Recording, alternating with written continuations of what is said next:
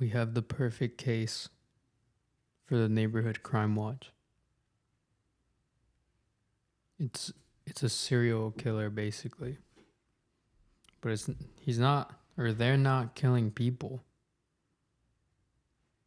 They're killing an object. Let me rewind a little bit. Yesterday, Rosie was driving home, and on the way home, my street is flooded. It didn't rain yesterday. Why was the street flooded? She continues to drive and notices that it's not just water laying there, taking up space.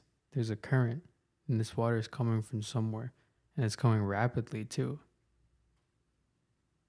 She puts her high beams on, and there's a fire hydrant opened up, just exploding water into the streets.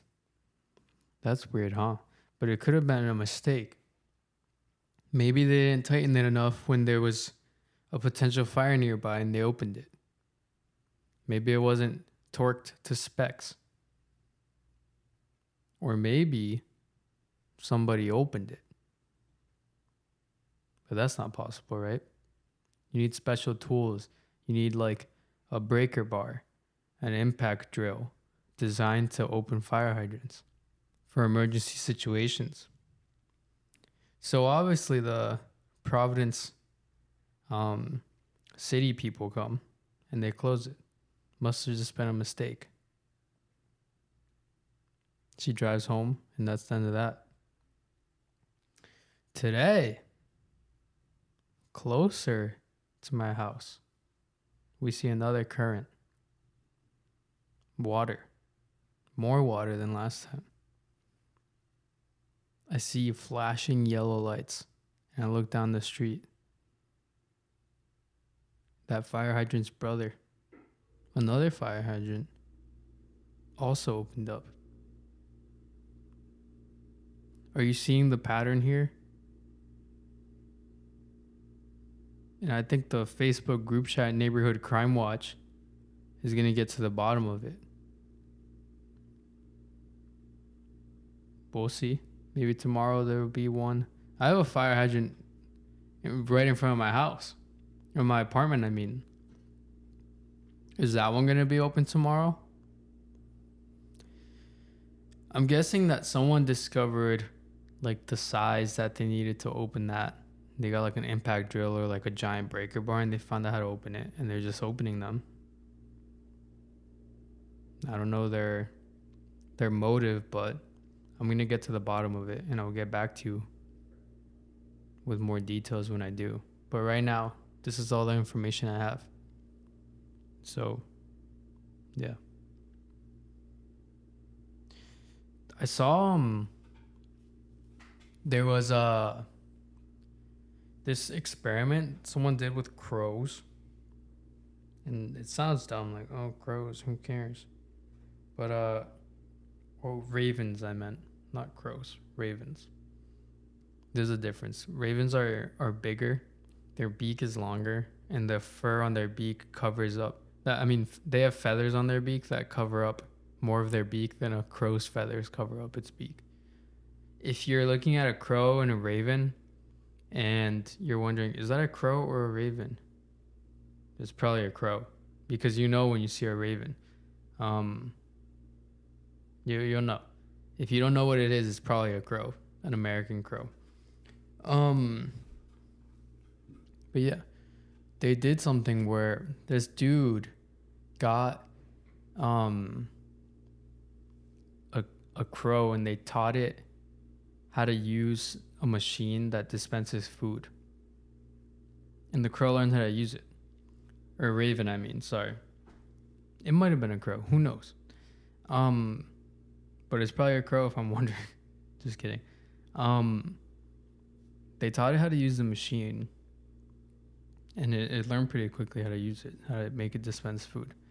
Then they made it so that the machine only opened with tokens.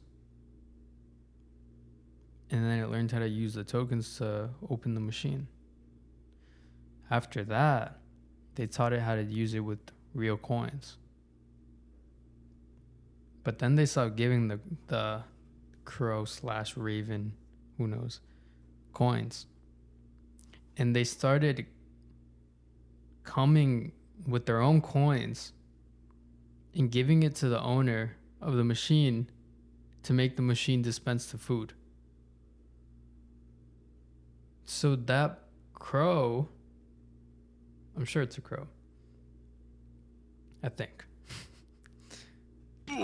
That crow learned how to use money and like understood the concept of like money. But it goes further. There were crows / ravens showing up that were never at the machine before or taught how to use the money in the machine, that were showing up. How were crows that were never told about the machine showing up, and not only just showing up, using money as well? And this is not made up. Riddle me that. Really, like that literally means that not only did they learn how to use money, they were able to tell each other about it and how to use it. And I have no clue how, and I want to research it more to find out how. And it's not the first time I've seen shit about ravens and crows being like extremely intelligent. There's the thing about ravens where they have a mutual relationship with wolves, where they'll make sound when they find a dead animal, and the wolves will appear and obviously eat the dead animal and open it up, obviously, with their mouth, and then the ravens can eat from the dead animal because their beaks can't open like the hide of the dead animal. So they make a sound so that the wolves come. But then again, like, that could just be like one of those things where it's like the ones who didn't know how to make sound when they saw a dead animal died off. So that's just like natural selection and like this like learned trait. Like any bird, any crow or raven, I mean, this one's actually a raven. Any raven that didn't make a sound died because they couldn't get through the food and would eventually starve to death. The ones that did make sound when they found it were more likely to survive. So that one makes more sense. But the thing about like money is they're just smart. And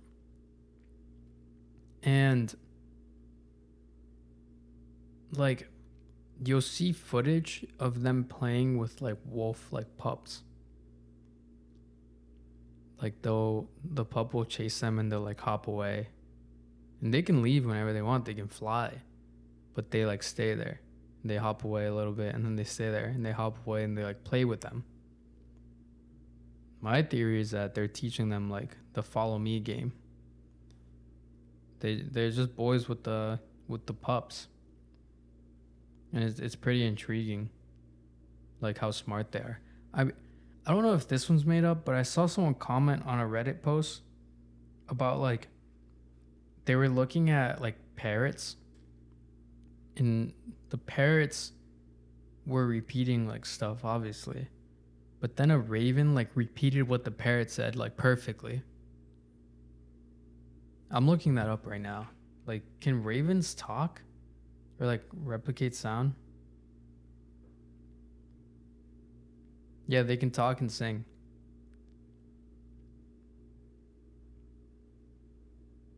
They can mimic human speech,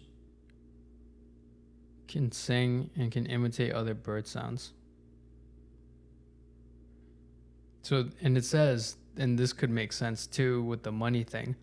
They imitate different sounds. They have a vast repertoire of 100 or more vocalizations that they call to inform their mate to join them when food is found. So I'm guessing that they did that to kind of communicate on how to use that machine in that other study. So they use primitive tools. They can talk and communicate with each other. And they know how to use money. So is it like they're going to be like the next era of like being at like the top of the food chain once humans die off? I said that weirdly, but you get what I mean.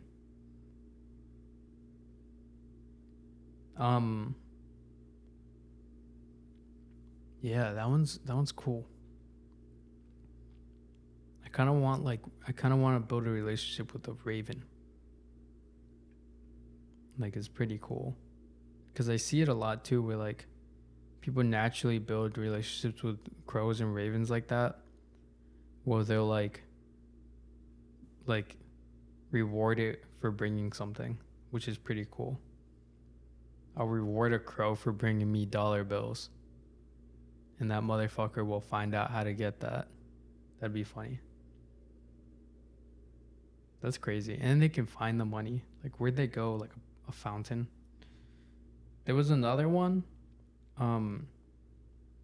with rats or mice. And this dude got mice, and like he put the domesticated mice in a water bucket, right? And he would see how long they could swim for. It's kind of cruel, but it's interesting. He would see how long they can swim for until they drown. And it was like 2 minutes, and then they drown. That's sad, but it was just like the baseline, I guess. Then he put non-domesticated mice in a water bucket.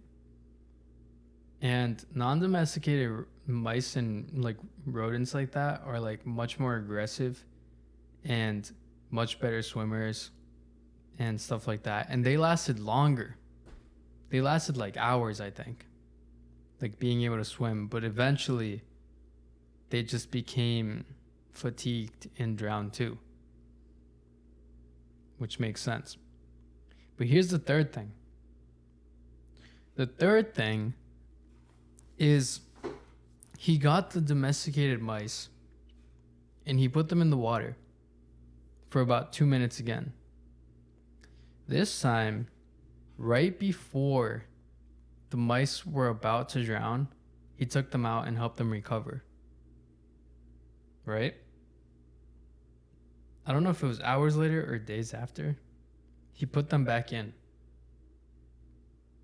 And this time, after they had been saved the first time right before drowning, they lasted for over 24 hours, I believe, swimming, until they got fatigued and ended up just drowning.